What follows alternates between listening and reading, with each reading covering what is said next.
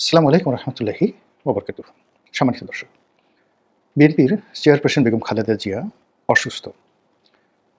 অবস্থা দৃষ্টে মনে হচ্ছে যে তিনি যেন তেন অসুস্থ নন, গুরুতর অসুস্থ, যেটিকে আমরা জীবন এবং মৃত্যুর সন্ধিক্ষণ বলতে পারি। এমনিতেই বহু বছর ধরে তার কতগুলো রোগ বালাই তার শরীরে বাধা বেঁধেছে। তিনি যখন প্রধানমন্ত্রী ছিলেন তখনও তার হাঁটুতে ব্যথা ছিল, যেটিকে বাত সংক্রান্ত ব্যথা বলা হয়, আর্থ্রাইটিস। এই ব্যথার সঙ্গে সঙ্গে আরও অনেক বার্ধক্যজনিত যে রোগ বালাই, তার সঙ্গে জেলজনিত কারণ, তিনি দীর্ঘদিন জেলে ছিলেন, রাজনৈতিক বিপর্যয় এবং সন্তান-সন্ততি, পরিবার-পরিজন থেকে দূরে থাকা এবং পরিবারের একান্ত আপনজন, রক্ত সম্পর্কীয় যারা লোকজন ছিলেন, তার মা, তার ভাই, একে, একে সবাই যখন দুনিয়া থেকে বিদায় নিয়েছেন তার চোখের সামনে, এটি অন্য যেকোনো মানবের মতো বা মানবীর মতো তাকেও আহত করেছে। তো এই যে গত ১৪টি মাসে তার মধ্যে আমরা ব্যাপক কিছু পরিবর্তন দেখতে পেরেছিলাম, যে তিনি দেখতে আগের তুলনায়, যে জেল থেকে বের হওয়ার পর তার যে অবস্থা ছিল সে তুলনায় খানিকটা উজ্জ্বল ছিলেন, খানিকটা যাকে বলা হয় উদ্বেলিত ছিলেন, উদ্ভাসিত ছিলেন। কিন্তু এটা কোনো অবস্থাতেই তার যে উঠে দাঁড়ানো, আবার রাজনীতিতে ফেরা কিংবা রাজনৈতিক কর্মকাণ্ড পরিচালনা করার কোনো যাকে বলা ইঙ্গিত তার শরীরের মধ্যে ছিল না। কিন্তু তার যারা ভক্ত এবং তার দলের যারা প্রবীণ নেতৃবৃন্দ, তারা মনে প্রাণে চাচ্ছিলেন যে বেগম জিয়ার হাতি নেতৃত্বটা আবার ফিরে আসুক। এর কারণ হলো যে তার এই বাংলায় যেভাবে একটি পোর্ট্রেট ফুটে উঠেছে, আপসীনতা, গণতন্ত্র, তারপর রাষ্ট্র পরিচালনা, সব ক্ষেত্রেই তার একটি পোর্ট্রেট তৈরি হয়ে গেছে, যে পোর্ট্রেটের সঙ্গে সমপর্যায়ের অন্য কোনো রাজনৈতিক পোর্টফোলিও ব্যক্তিত্ব বাংলাদেশে নেই। এটাই সত্য।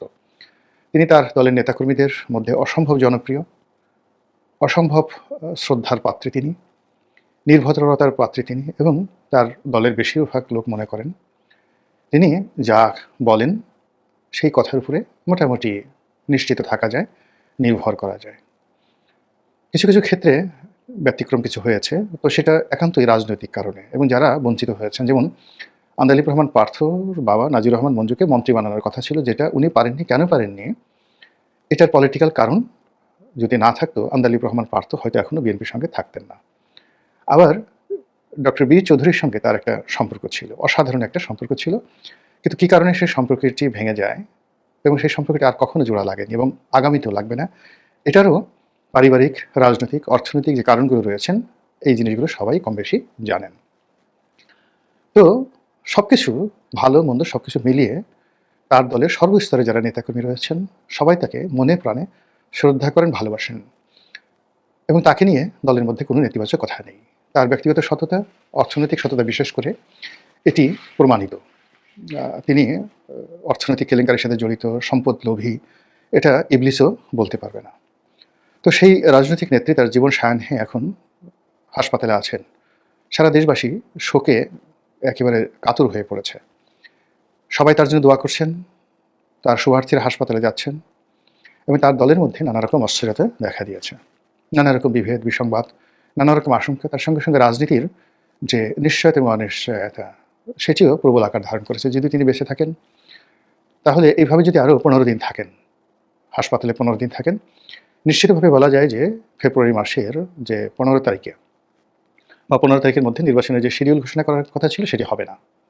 আবার আল্লাহ না করুক তিনি যদি পৃথিবী থেকে বিদায় নেন, তাহলে নির্বাচন পিছিয়ে যাবে, এতে কোনো সন্দেহ নেই, কোনো সন্দেহ নেই। এবং বিএনপির মধ্যে নিদারুণ অনিশ্চয়তা, অস্থিরতা, মারামারি, ক্রন্দল, পারস্পরিক বিষোদ্গার, এমনকি বিএনপি যদি ভেঙে খণ্ড-বিখণ্ড হয়ে যায়, তাও আশ্চর্য হওয়ার কিছু থাকবে না। এর কারণ হলো দলের যারা সিনিয়র নেতৃবৃন্দ তারা বিএনপি কেন্দ্রিক যে রাজনীতি করছেন, অনেকে বিএনপি ছেড়ে চলে যাননি বা বিএনপি থেকে বিচ্ছিন্ন হননি মূলত বেগম জিয়ার কারণে। আবার দলের যারা তরুণ তুর্কি রয়েছেন, যারা তারেক রহমান সাহেবের খুব ঘনিষ্ঠজন, তারা সিনিয়রদের এই সমস্ত কর্মকাণ্ড, কথাবার্তা সেই হাওয়া ভবনের জামানা থেকেই সহ্য করতে পারছিলেন না। তো বেগম জিয়ার অনুপস্থিতিতে এই বিরোধটি মারাত্মক আকার ধারণ করবে। ২ নম্বর হলো যে তারেক জিয়া যদি বাংলাদেশে থাকতেন, তাহলে তিনি পুরো পরিস্থিতি নিয়ন্ত্রণ করার জন্য সর্বোচ্চ চেষ্টা করতে পারতেন, যেটি এখন তিনি একেবারেই পারবেন না। বাস্তবতা হলো নারায়ণগঞ্জে জাকির খান কী করছেন, বা সেই গাজীপুরে অমুকে কী করছেন, সিদ্ধিরগঞ্জে তমুকে কী করছেন, এই বিষয়গুলো তারেক রহমান সাহেব জানেন। তিনি জানেন ধানমন্ডিতে কী হচ্ছে, তিনি জানেন তেজগাঁতে তার দলের নেতাকর্মীরা আসলে কী কাজ করছে, তিনি জানেন যে মোহাম্মদপুরে কী দুর্বৃত্তায়ন হচ্ছে।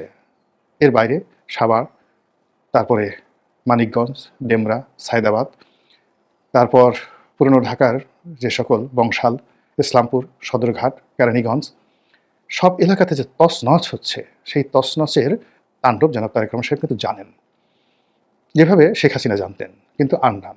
আমরা বাইরে থেকে অনেক অনেক কিছু মনে করি, কিন্তু যিনি রাজনীতির চেয়ারে বসে থাকেন তিনি বুঝতে পারেন যে দুনিয়া কত কঠিন। তো সেই দিক থেকে এই যে বেগম খালেদা জিয়ার যে জীবদ্দশা, এটি জনাব তারেক রহমান সাহেবের জন্য একটা বিরাট আশ্রয় হিসেবে কাজ করছে, মাথার উপর ছাতা হিসেবে, টেন্ট হিসেবে কাজ করছে, তাঁবু হিসেবে কাজ করছে, আর পুরো বায়ুমণ্ডলে সাহারা আশ্রয় হিসেবে তার জন্য কাজ করছে। কিন্তু তার অনুপস্থিতি মোটামুটি 90 ডেজ যে একটা অবস্থা হবে, সেই 90 ডেজে বিএনপির অবস্থা তছনছ হয়ে যাবে। এবং এখন যে জিনিসগুলো আমরা দেখতে পাচ্ছি, আওয়ামী লীগের সঙ্গে বিএনপির কার্যত কোনো দ্বন্দ্ব সংঘাত আমরা দেখতে পাচ্ছি না। আপাত দৃষ্টিতে মনে হচ্ছে যে বিএনপির সঙ্গে জামাতের বা বিএনপির সঙ্গে এনসিপির না, আওয়ামী লীগের সঙ্গে জামাতের, আওয়ামী লীগের সঙ্গে এনসিপির, আওয়ামী লীগের সঙ্গে ডক্টর মোহাম্মদ ইউনূসের যাকে বলা হয় সম্পর্ক খারাপ। অবশ্যই সম্পর্ক খারাপ, এটা কেবলমাত্র ব্যক্তি শেখ হাসিনা এবং শেখ পরিবার, তারা এটা মনে করেন। কিন্তু দেশের প্রত্যন্ত অঞ্চলের যে আওয়ামী লীগের লক্ষ লক্ষ নয় কোটি কোটি নেতাকর্মী, তারা শ্রেণীর শত্রু হিসেবে মনে করছে বিএনপি নেতাকর্মীদেরকে। প্রশাসনে যে সকল পুলিশ কর্তা ক্ষতিগ্রস্ত হয়েছেন এই 14 মাসে, তাদের 1 নম্বর জাতশত্রু বিএনপিপন্থী কর্মকর্তারা। সচিবালয়ে একই অবস্থা। জামাত কিছু পোস্ট নিয়েছে, কিন্তু most of the post and portfolio occupied by the BNP. তো সেক্ষেত্রে আওয়ামী লীগপন্থী যে সকল কর্মকর্তারা চাকরিচ্যুত হয়েছেন বা চাকরিতে ঘাপটি মেরে আছেন, তারা এই যে বেগম জিয়ার অনুপস্থিতি, সেই অনুপস্থিতিতে হঠাৎ করে যে যাকে বলা হয় তেলে বেগুনে জ্বলে উঠবেন, ওটা সামাল দেওয়ার মতো, এটা একটা অভ্যুত্থানের মতো পরিবেশ পরিস্থিতি তৈরি করে ফেলবে, এবং এটা সামাল দিতে পারবে না। আওয়ামী লীগ যেভাবে অভ্যুত্থানকে সামাল দিতে পারেনি, তাদেরকে পালাতে হয়েছে, ঠিক বেগম জিয়ার অনুপস্থিতির কারণে যদি মাত্র 24 ঘন্টার জন্য একটি উত্তপ্ত পরিস্থিতি তৈরি হয়, সেক্ষেত্রে আওয়ামী লীগ, এনসিপি, জামাত তারা সবাই এক হয়ে যাবে এবং সকল চাপ এসে বিএনপির উপর পড়বে, এটা আপনি নিশ্চিত থাকেন, এতে কোনো সন্দেহ নাই। তো এই সকল যে শঙ্কা এবং অস্থিরতার মধ্যে বেগম জিয়ার যে প্রকৃত অবস্থা আমরা এটা জানি না। এই কারণে যখন এরকম একজন রাজনৈতিক ব্যক্তিত্ব এবং দেশের যখন একটা টার্মাইল অবস্থা চলে, তখন যে কোনো রাজনৈতিক ব্যক্তিত্ব যদি অসুস্থ হন, তার পুরো দায় দায়িত্ব দেশের গোয়েন্দা সংস্থাগুলোর নিয়ন্ত্রণে চলে যায়। ডক্টর জাহিদ বেগম জিয়ার ব্যক্তিগত চিকিৎসক, তিনি প্রেস কনফারেন্স করছেন, কিন্তু আমি শিওর যে এখন যে বেগম জিয়া অসুস্থ অবস্থায় আছেন, সেখানে তাকেও অনেক বাধা বিপত্তি অতিক্রম করতে হচ্ছে। তিনি ইচ্ছে করলে সব কথা বলতে পারছেন না এবং পারবেনও না, এটাই বাস্তবতা। তো এখন বেগম জিয়া যেখানে আছেন, সেখানে তার পরিণতি কী, কেন গেলেন, কিভাবে আসবেন, কি হবে না হবে, এটা পরিপূর্ণভাবে প্রকৃতি এবং রাষ্ট্রের উপর নির্ভর করছে। এর বাইরে কোনো রকম কথাবার্তা নেই। যদি আপনার এরশাদ সাহেবের কথা চিন্তা করেন, তার অসুস্থতা, তার মৃত্যু, এবং সবাই বলাবলি করে যে এরশাদ সাহেব যে সময়টাতে মারা গেছেন, তার অনেক আগেই তিনি আসলে ক্লিনিক্যালি ডেড। শুধুমাত্র পলিটিক্যাল কারণে এই জিনিসটি ঘোষণা করা হয়নি। আমি শুধু এতটুকুই বললাম। By the way, Tarique Rahman সাহেবের আশা, নিরাশা, তার দেশে প্রত্যাবর্তন, এগুলো নিয়ে আসলে এই সময়টাতে কথা বলা আমার কাছে রুচিকর মনে হচ্ছে না। আমি বেগম জিয়ার সঙ্গে আমার ব্যক্তিগত কখনো দেখা সাক্ষাৎ হয়নি। আমি যখন সংসদ সদস্য ছিলাম, তখন তাকে নিয়ে যখন খুব কুৎসিত কথাবার্তা হচ্ছিল, ওই সময়টাতে বাংলাদেশ প্রতিদিনে একটা লেখা লিখেছিলাম, স্বপ্ন লোকের কল্পযোগে বেগম জিয়ার রাজনীতি। এরপর আরও বেশ কয়েকটি কলাম লিখেছি। উনি যতদিন জেলের বাইরে ছিলেন, ঠিক আমার লেখাগুলো তিনি পড়তেন বলে আমি শুনেছি। যখন আমি সংসদ সদস্য ছিলাম, ঠিক সংসদ সদস্য চলে যাওয়ার পর 2014, 15 বা 16 এরকম একটা সময়টিতে তিনি আমার সঙ্গে দেখা করার জন্য আগ্রহ প্রকাশ করেছিলেন, এবং তার একসময় ঘনিষ্ঠজন জনাব মোসাদ্দেক আলী ফালু, তিনি আমাকে বলেছিলেন যে রনি ভাই, চলুন ম্যাডামের সঙ্গে একটু দেখা করে আসি। আমি বললাম যে ভাই, আমি এটা পারবো না। এর কারণ হলো যে আমি সরি, এর কারণ হলো আমি এখন আওয়ামী লীগ করি, আর যে কথাগুলো বলি এক ধরনের মোরাল ক্যারেজ থেকে। কিন্তু যদি বেগম জিয়ার সঙ্গে আমার একটা দেখা হয়, সেক্ষেত্রে আমার এই মোরাল ক্যারেজটা থাকবে না, আমি ওই কাজটা করতে চাচ্ছি না। একইভাবে জনাব তারেক রহমান সাহেবও আমার সঙ্গে সে 2012-13 সনের দিকে কথা বলার আগ্রহ প্রকাশ করেছিলেন, বা হয়তো তিনি করেননি। আমাকে একবার মুশফিক ফজল আনসারী একটা টকশোর পরে ওনার সঙ্গে হওয়ার পর বলে যে চলেন একদিন লিডারের সঙ্গে কথা বলি, আপনারা হ্যাপি হবেন, আপনি হ্যাপি হবেন, সেও হ্যাপি হবেন। তখন আমি ফজল আনসারীকে বলছিলাম যে দেখো, এখানে আমি যেহেতু একটা দলে আছি, সংসদ সদস্য, তারেক রহমান সাহেবের প্রতি আমার শুভেচ্ছা আছে, কিন্তু তার সঙ্গে যদি আমার কোনো একটা কথা হয়, একটা সিঙ্গেল শব্দ আদান-প্রদান হয় এবং সেটা শেখ হাসিনার কানে গেলে এটা আমার জন্য একটা মারাত্মক ক্ষতি হবে। ২ নম্বর হলো যে আমি এখন এখানে থেকে যেভাবে তারেক রহমান সাহেবের পক্ষে বলছি, বিএনপির পক্ষে বলছি, বেগম জিয়ার পক্ষে বলছি, এটা আমার পক্ষে সম্ভব হবে না। তো এরকম আসলে আমি আমার জীবনে আগ বাড়িয়ে আমার কখনো কোথাও যাওয়া হয়নি। তো সেই সুবাদে আসলে বেগম জিয়ার সঙ্গে আমার কখনো মুখোমুখি দেখা হয়নি, কথা হয়নি, সাক্ষাৎ হয়নি। কিন্তু তার ঘনিষ্ঠজন যারা আছেন যেমন রানু আছেন, তারপরে পাপিয়া, সৈয়দ আসিফ বা আশরাফি পাপিয়া উনি আছেন। ফালু সাহেবের কথা তো বললাম। আর ফালু সাহেবের সঙ্গে হয় কি আমার ব্যক্তিগত এরকম কোনো ঘনিষ্ঠতা নেই। ঘনিষ্ঠতা হলো যে ফালু সাহেবের যে স্ত্রী লিটা। তো লিটা আমার বন্ধু, ক্লাসমেট আর আত্মীয়। মানে আমার মেয়ে যে বিয়ে দিয়েছি, আমার মেয়ের হলো খালা শাশুড়ি এরকম সম্পর্কে। তো সেই দিক থেকে লিটার সঙ্গে একটা পারিবারিক সম্পর্ক, এই সুবাদে জনাব ফালু আমার বন্ধুর হাসব্যান্ড অতটুকুই সম্পর্ক। এর বাইরে আমি তার সঙ্গে আমার অন্য কোনো রকম সম্পর্ক নেই। তো যাই হোক এই কারণে আমি বেগম জিয়ার কাছাকাছি যেতে পারিনি। কখনো আমি চেষ্টাও করিনি। আর উনি যখন জেল থেকে বের হয়েছেন গত ১৮ মাসে, আমার কাছে মনে হয়েছে যে না এখন তিনি যেখানে আছেন তিনি অনেকে তার সঙ্গে দেখা করতে গেছেন, অ্যাপয়েন্টমেন্ট নিয়ে গেছেন, দেখা সাক্ষাৎ করেছেন। আমি আর কাছে মনে হয়েছে যে তিনি শারীরিকভাবে সুস্থ নন, তার সাথে দেখা করতে যাওয়া মানে তাকে ডিস্টার্ব করা। তিনি যদি মনে করতেন বা প্রয়োজন মনে করতেন তাহলে হয়তো আমাকে ডাকতেন।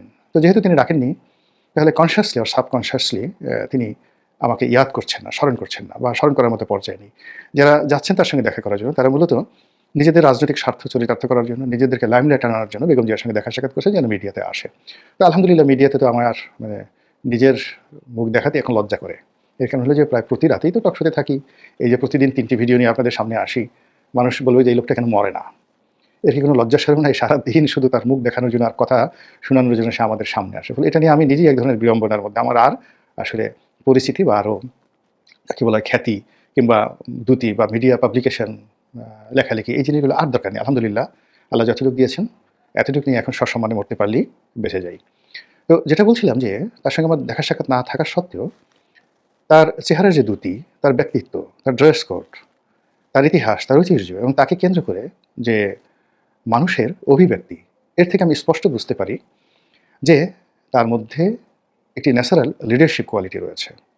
তার মধ্যে ধীশক্তি রয়েছে অন্যকে সম্মান করার, অন্যকে মেনে নেয়ার এবং প্রতিবাদ করার এবং না বলার, যেকোনো বিষয়ে না বলার যে নেতৃত্বের দৃঢ়তা থাকা দরকার সেটা বেগম জিয়ার আছে। তার ক্রোধ আছে, রাগ আছে, জেদ আছে, প্রেম আছে, ভালোবাসা আছে, দেশপ্রেম আছে, আরও অনেক কিছু আছে। তো সেই এত সব গুণাবলী সম্বলিত একজন মানুষ সারাটা জীবনের পুরোটা সময় তিনি বলতে গেলে এই দেশের জন্য, রাজনীতির জন্য তিনি সময় দিয়েছেন, ভালোবেসেছেন। আজ জীবনের এই সন্ধিক্ষণে তিনি যে অবস্থায় পড়েছেন, প্রথমত তার আত্মার জন্য মাগফিরাত কামনা করছি, আল্লাহ তাকে সুস্থ রাখুন, সবল রাখুন এবং তাকে গুণামুক্ত রাখুন। দুনিয়া এবং আখিরাতে তাকে উত্তম প্রতিদান দান করুন এবং তাকে জান্নাতের সর্বোচ্চ মাকাম দান করুন। এই দোয়া করছি। আর তার সঙ্গে সঙ্গে যে আশঙ্কা আমি ব্যক্ত করলাম যে তার অনুপস্থিতিতে বিএনপির মধ্যে, বিএনপির ভেতরে, বিএনপির বাইরে, বিএনপির উপরে নিচে এবং দেশের রাজনৈতিক অঙ্গনে যা কিছু হতে পারে এটা আমি আশঙ্কা করলাম, কিন্তু আমি প্রার্থনা করছি, কায়মনে বাক্যে প্রার্থনা করছি এরকম কোনো কিছু যেন না ঘটে। তাই ঘটুক যে আমাদের জন্য কল্যাণকর, তাই ঘটুক যে আমরা ধারণ করতে পারবো। এ দেশ এবং জাতি, এ দুর্ভাগা জাতি বহু বছর ধরে আমরা কষ্টে আছি। আল্লাহ আমাদেরকে একজন উত্তম নেতৃত্বের গুণাবলী সম্পন্ন রাজনৈতিক ব্যক্তিত্ব দান করুন যার সততা, ন্যায়পরায়ণতা হযরত উমর ইবনুল খাত্তাবের সঙ্গে তুলনা করা যায়, উমর ইবনুল আব্দুল আজিজের সঙ্গে তুলনা করা যায়।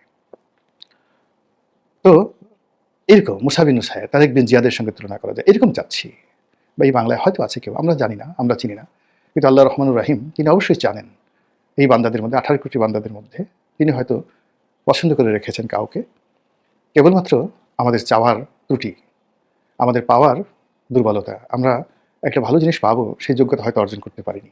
মহান আল্লাহ আমাদের সবাইকে হেদায়েত দান করুন এবং হেফাজত করুন। আসসালামু আলাইকুম ওয়া রাহমাতুল্লাহি ওয়া বারাকাতুহু।